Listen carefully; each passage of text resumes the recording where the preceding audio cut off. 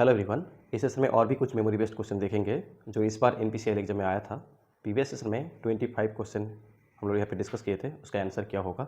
और भी कुछ क्वेश्चन मिला है, उसका आंसर करेक्ट आंसर जो है वो क्या है वो हम लोग यहाँ पे डिस्कस करेंगे।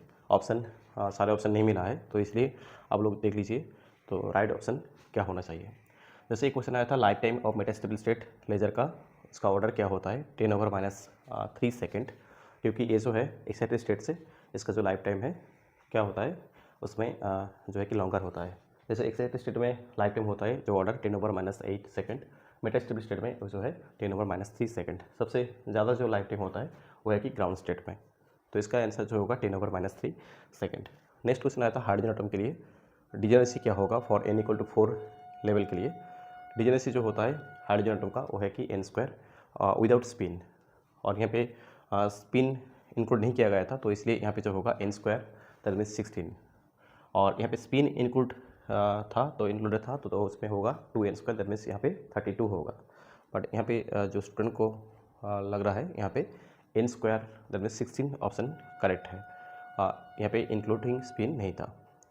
नेक्स्ट जो है कि कुछ पार्टिकल गिवन था ऑप्शन में और पूछा गया था weak force act on which particles. देखिए वीक फोर्स जो लगता है वो है कि ऑल क्वार्क्स एंड इलेक्ट्रॉन के लिए, तो एक ऑप्शन ऐसा था हेड्रॉन्स एंड जो है कि इलेक्ट्रॉन्स, तो ये दोनों के लिए जो है कि वीक फोर्स लगता है तो इसलिए ऑप्शन यही ऑप्शन करेक्ट होगा हेड्रॉन्स एंड जो है कि इलेक्ट्रॉन्स।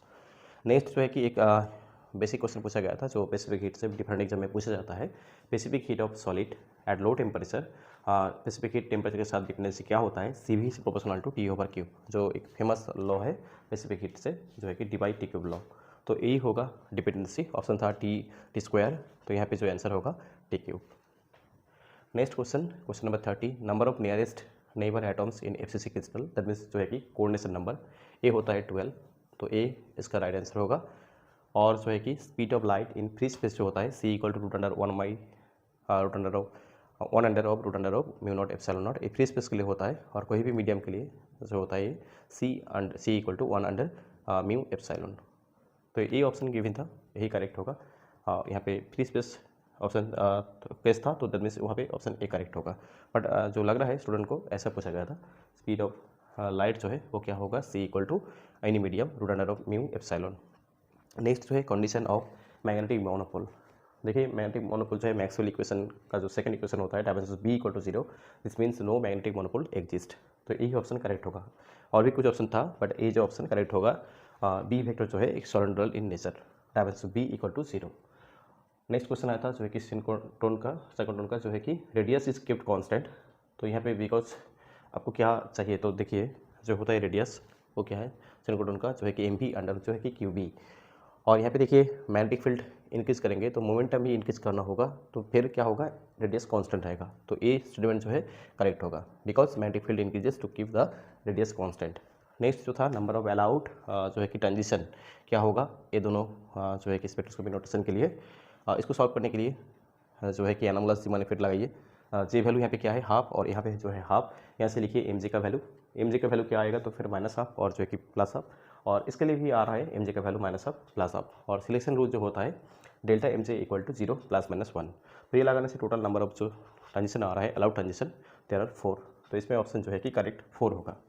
नेक्स्ट एक इंटीग्रेशन पूछा गया था और ये इंटीग्रल का वैल्यू क्या होगा ए जो है कि ऑप्शन गिवन था, इसका जो इंटीग्रल वैल्यू आ रहा है ये ऑप्शन करेक्ट होगा। नेक्स्ट बोला गया था आइडियल वोल्ट मीटर का रेजिस्टेंस क्या होता है, इनफाइनाइट होता है, ऑप्शन इनफाइनाइट था वही करेक्ट होगा।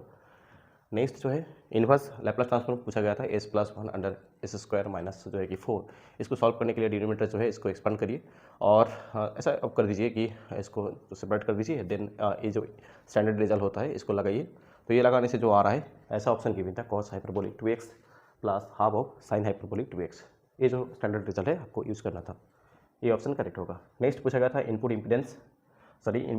Resistance of ideal op amp क्या होता है, ये भी इनफाइनाइट होता है तो इसलिए इसका राइट आंसर होगा इनफाइनाइट। और बोला गया था रदरफोर्ड स्कैटरिंग एक्सपेरिमेंट में व्हिच पार्टिकल यूज, वो जो है अल्फा पार्टिकल, तो इसका राइट आंसर होगा।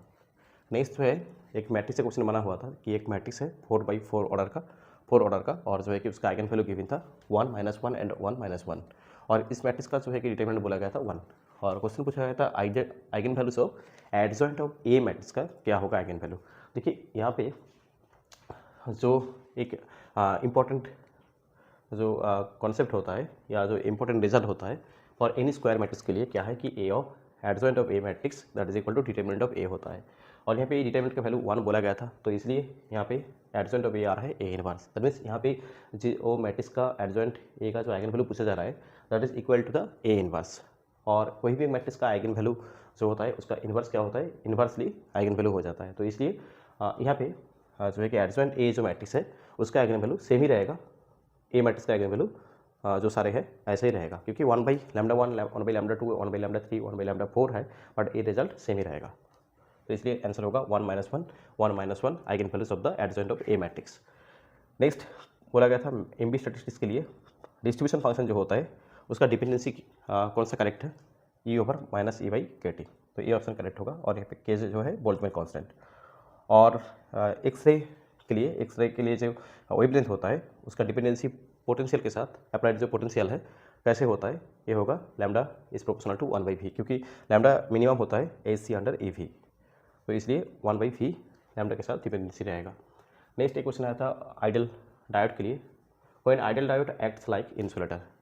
तो ये तो होता है रिवर्स बायस में, तो इसलिए इसका राइट ऑप्शन होगा इट इज़ रिवर्स बायस, क्योंकि यहाँ पे ओपन सर्किट जैसा बिहेव करता है। ठीक है, तो इसलिए insulator acts like a ideal diode when जो आंसर होगा इट इज़ रिवर्स बायस।